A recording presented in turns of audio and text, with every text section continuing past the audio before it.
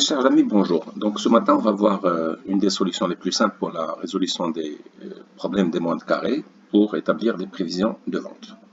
Nous avons ici dans le tableau les historiques de vente en rouge qui consiste à analyser l'historique des ventes par rapport à les périodes. Les périodes ici sont les périodes en mois, le mois 1, le mois 2, le mois 3. C'est un cas pratique. Et ici, les prévisions, l'historique de consommation. Donc Y, les consommations et X, le temps. Les moindres carrés consistent à tracer la droite la plus optimale selon la méthode qui passe par tous les points les plus proches de la courbe d'historique. Et bien sûr, comme dans toute droite, il s'agit de calculer deux paramètres. Une droite, c'est Y est égale à X plus B, Y étant la prévision qu'on cherche et X étant le temps qu'on cherche. On peut l'écrire comme ça. Prév de T est égal à A fois T plus B. Reste à définir ce qu'est le paramètre A et le paramètre B, bien entendu. On va partir sous Excel. On va enregistrer ce fichier, enregistrer sous. On va, pour ne pas perdre le fichier, on va partir sous Excel.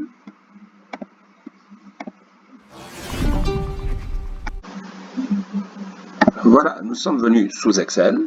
Et donc, nous allons partir pour tracer la droite des moindres carrés. Il nous faut calculer le paramètre A et le paramètre B. Pour cela, on va utiliser deux fonctions clés et majeures d'Excel. Pont, qui calcule le paramètre A, et en fonction, la fonction accepte en entrée la colonne des historiques de vente, c'est-à-dire la colonne P, point virgule, la colonne des périodes, c'est-à-dire la colonne A. Pour une raison très simple de référencement, on va appliquer le dollar A. On va voir pourquoi ça ne fonctionne pas. D'accord. C'est pas ici qu'on va le faire, c'est pas grave. Et le deuxième point, on va calculer le paramètre B qui calcule en fonction de données point origine. C'est une fonction préexistante dans Excel et qui accepte les mêmes données également, l'historique, puis seulement les dates. Nous avons calculé un de l'élément. Comme nous l'avons montré Word, l'historique, la fonction prévision, est égale le paramètre A, on va mettre F4 maintenant, dollar pour qu'il ne change plus dans la formule, multiplié par l'axe du temps, 1, plus le paramètre B, dollar, F4, donc fonction F4, et nous avons ici la formule, et puis nous appliquons la formule de toutes les cellules, ce qui nous donne la prévision, et observez qu'ici, nous avons la droite des moindres carrés calculée. Et donc, ça, c'est l'historique. Et tout simplement, ça, c'est la prévision de vente si on avait utilisé la méthode des moindres carrés. Bien, maintenant, on va passer la deuxième méthode dite lissage exponentiel. Je rappelle brièvement le principe du lissage exponentiel. C'est que, comme je l'ai dit dans mon cours, il s'agit de calculer la prévision de t plus 1, la période prochaine, égale la prévision de t plus un coefficient de lissage exponentiel de la demande de la période précédente dt moins la prévision de t. C'est ce qu'on appelle le facteur erreur. Et alpha est compris entre 0 et 1 obligatoirement d'après la formule. Bien, on peut utiliser ça comme formule et la calculer. Mais à vrai dire, dans Excel, il y a une fonction assez intéressante qui consiste à utiliser une fonction existante de calcul de lissage exponentiel. Elle est là.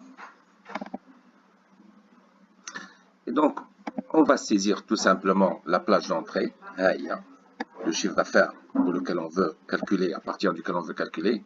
Le coefficient alpha égale 0,5 comme paramètre dans un premier temps. Et la plage de sortie, on va calculer pour la cellule plage de sortie, on va mettre ici la plage de sortie en question. Et observez, il va la saisir automatiquement, on va remettre en forme le tableau, bêtement. Et voilà. On va le remettre en forme ici. Et on va revenir ici, on va refaire la même chose, donner, et puis le menu il fait les outils, utilitaire d'analyse. On recalcule la même chose, mais avec un coefficient alpha est égal à 0,9 pour comparer. Et on va changer la plage de sortie pour ne pas écraser l'ancienne, et on va la mettre ici, tout simplement. Et ça, on peut le faire pour différents facteurs. Et voilà, on remet en forme le tableau. Observez qu'il n'y a pas de calcul pour la première valeur. Et donc, automatiquement, ici, il nous donne la première pour 0,9 et le lissage pour le 0,5. On peut tester d'autres valeurs. Moi, je me suis amusé à calculer un facteur d'erreur. Donc, pour les moindres carrés, pour le lissage exponentiel à 0,5 et pour le lissage exponentiel à 0,9. Et nous observons que finalement, l'erreur est minime ici pour les moindres carrés. C'est celle qui a permis a priori de sortir la meilleure valeur a priori de prévision.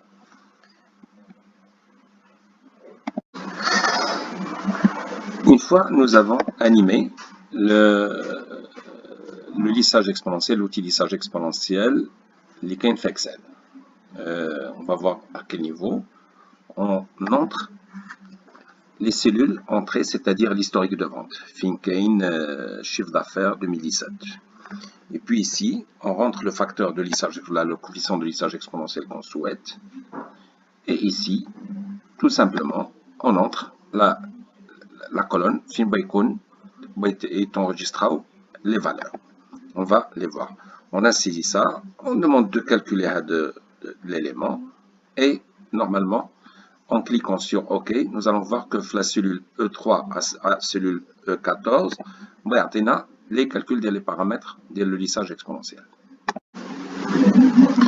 Voilà, après la manipulation, tout simplement, nous avons vu que la cellule E3 est à 14, atteint les valeurs de lissage exponentiel qu'ici, nous avons tracé